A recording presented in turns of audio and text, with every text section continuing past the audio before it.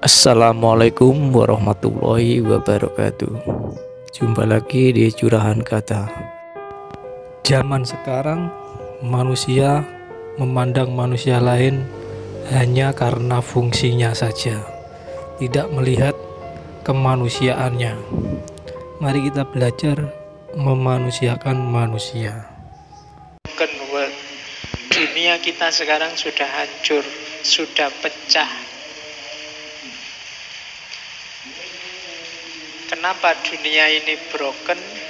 Karena manusia sudah tidak lagi kita lihat sebagai manusia. Hubungan antar manusia itu tidak ada, katanya Gabriel Marcel, di era teknologi modern. Yang ada hubungan antar fungsi. Kalau saya ngomong di hadapanmu sekarang, itu mungkin yang main bukan manusia saya dengan manusia kamu, tapi yang main adalah fungsi ustadz dan fungsi murid. Aku melihatmu jadi muridku, kamu melihatku jadi gurumu. Yang dilihat fungsinya. Kalau kamu ke warung, kamu tidak ketemu manusia, kamu sedang ketemu SPG-nya, kamu sedang ketemu waitress-nya, dan kamu sebagai memposisikan dirimu sebagai pembelinya. Jadi bermain fungsi. Ini bagi Gabriel Marcel, ini problem besar. Istilahnya beliau, the broken world. Manusia tidak dilihat sebagai manusia yang otonom. Bahkan sama orang tuamu mungkin kamu juga lebih melihat fungsinya. Apa gunanya orang tua buat kamu? Tidak kamu manusiakan beliau sebagai manusia yang punya hasrat, keinginan, cita-cita, punya mentalitas, punya rohaniah, punya kebutuhan apa enggak. Kita selalu melihat orang dari fungsinya. Kamu melihat Jokowi hanya dia sebagai presiden, atau dia sebagai yang kamu kasih amandat untuk memimpin Indonesia. Di luar itu kamu tidak pernah peduli. Dan relasi semacam ini loh yang sekarang terjadi di sekeliling kita. Bahkan kamu lihat lawan jenis pun kamu kan melihat fungsinya. Apa yang bisa dia berikan untukku? Kesenangan apa kira-kira dari dia buatku? Jadi manusia dengan manusia yang lain itu tidak pernah kena basa Jawane orang nate ngwongke. Tidak memposisikan orang lain sebagai manusia, tapi fungsi. Itulah yang disebut the broken world. Kita kerjanya persis mesin. Apa yang dimainkan oleh komponen mesin itu di sini. Di kos-kosan kita dilihat sebagai anak kos. Pak kosmu melihatmu sebagai anak kos, dan kamu melihat Pak kos sebagai bapak kos. Mungkin sering ngawasi, sering ngecek kamu ngapain, kamu ngerusak mangku-mangku apa enggak. Pokoknya dilihatnya di level itu. Tidak pernah dimanusiakan. Apalagi nanti peradaban materi. Tidak cuma fungsi manusia yang dilihat, fungsi materinya. Kalau kamu jalan-jalan di Amplas atau di Hartono Mall, itu kan SPG itu melihat kamu kan tidak sebagai manusia, tapi sebagai dompet yang berjalan. Ya kan, kira-kira nggo duit piro ya, nek wajah ngono-ngono itu mesti ndak nggo duit, mesti kamu ndak disapa, ndak disenyumi sama sekali nek wajah kayak kalian. Tapi yang kelihatan tajir, kelihatan mungkin disenyumi, disapa, silahkan mampir sedikit. Tapi kalau kalian yang lewat enggak, kenapa? Dibayangkan dompetmu tipis. Itulah namanya the broken world. Dunia hari ini begitu. Kamu eksis sebagai dirimu, cuma orang lain menganggapmu hanya fungsimu. Apa penting Pak anggapannya orang lain tentang saya? Penting. Kenapa? Karena kamu tidak bisa eksis tanpa orang lain. Itu nanti nyawa teorinya Marcel. Kita tidak akan bisa eksis tanpa orang lain. Sementara ternyata hubungan kita dengan orang lain itu hanya hubungan fungsional, hubungan atas dasar fungsi. Kamu memahami takmir ya sebagai yang ngurusi masjid. Tidak kamu pahami dia ya manusia loh. Kamu memahami temanmu sebagai apa yang kamu butuhkan dari dia. Tidak kamu lihat dia juga manusia. Oke, jadi itu problem yang disasar oleh Gabriel Marcel, bahwa hidup kita hari ini ada dalam the broken world, dunia yang hancur. Ya ini susah untuk diatasi, tapi pelan-pelan. Berarti kalau kemarin kita bolak-balik ngomong latihanlah jadi manusia, itu hari ini Marcel ngomong latihanlah memanusiakan manusia. Sebelum ada atribut apapun, ingatlah kamu sedang ketemu manusia. Sebelum kamu lihat agamanya, alirannya, sektenya. Hari ini kan selalu orang banyak menomorsatukan itu. Tadi saya baca ada yang mau duduk jejer di kereta aja harus dicek dulu agamanya apa. Itu kan nggak cuma fungsi, ternyata atribut-atribut seperti agama juga main. Kita nggak bisa melihat pertama-tama dia itu manusia loh. Sama kayak kamu manusia dengan segala atribut kemanusiaannya. Nah, maka mulai hari ini dibiasakan ketemu siapapun pertama-tama, apakah itu dosenmu, temanmu, ke warung, diingat-ingat aku sedang ketemu manusia dan ingin ketemu manusia. Dulu waktu kita ngaji Suryo Mentaram kan, dia gelisah luar biasa karena di mana-mana dia tidak ketemu yang namanya manusia.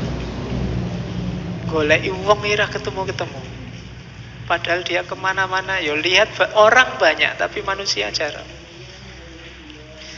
Manusia dengan karakter kemanusiaannya. Maka untuk mengurangi problem the broken world, kita harus memanusiakan manusia. Ya untuk memanusiakan manusia berarti sebelumnya diri kita sendiri harus sebagai manusia.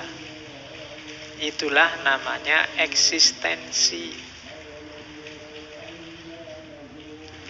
Jadi eksistensi itu apa sih? Manusia yang eksis itu apa sih?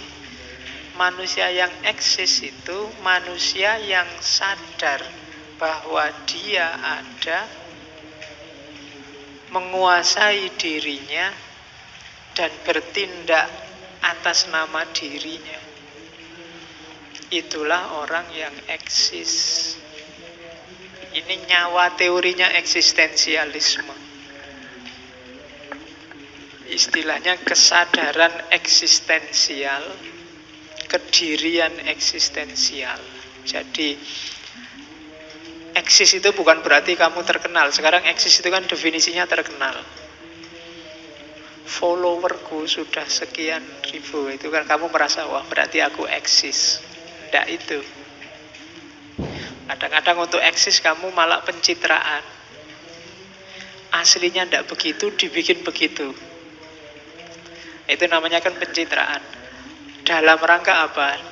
Followernya banyak, diikuti banyak orang, dan kamu merasa eksis, padahal tidak.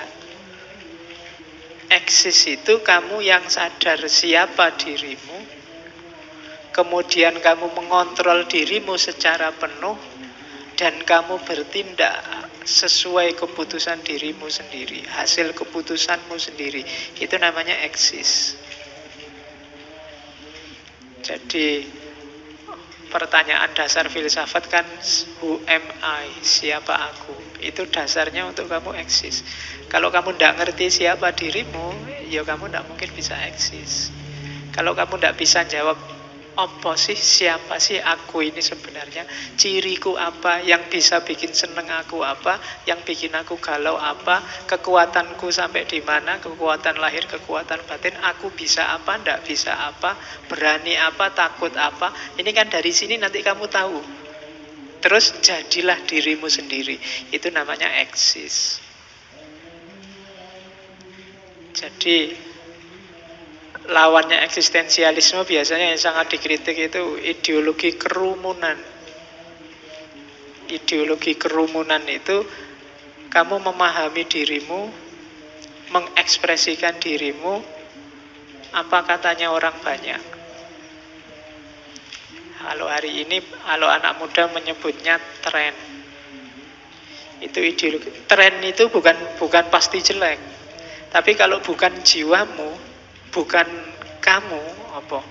Bukan gue dan bukan lu, boso galaunya, itu ya ndak usah diikuti. Kalau kamu ndak biasa ngomong alay, ndak usah ngomong alay. Ndak mentang-mentang trennya ngomongnya sekarang gitu semua. Ndak. Kalau bukan kamu ya ndak. Kalau kamu nyamannya pakai sarung, ya pakailah sarung, jangan pakai jin. Nanti kamu sumpek sendiri. Bolak-balik diangkat, dipelotrokin, sumpek aku pakai jin. Gara-gara pengen gaya. Jadi ndak. Jadilah dirimu. Kalau sukanya sarung, ya sarung. Tapi ya lihat momennya. Jangan undangan pesta perkawinan yang lain pakai celana, kamu pakai sarung. Atau waktunya ronda, kamu pakai jas. Saya nyamannya pakai jas ya Pak. Nggak begitu. Ya lihat situasinya. Sesuai kata hatimu. Jadi jadilah dirimu, jangan ikut kerumunan. Kalau di Heidegger kan ada manusia itu ada Dasein, ada Dasman. Dasein itu manusia otentik.